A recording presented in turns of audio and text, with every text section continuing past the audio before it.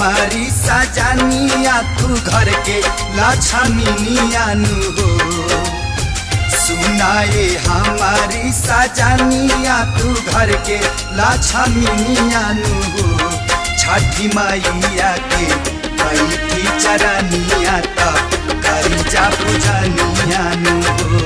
छठी मैया के बैठी चरनिया त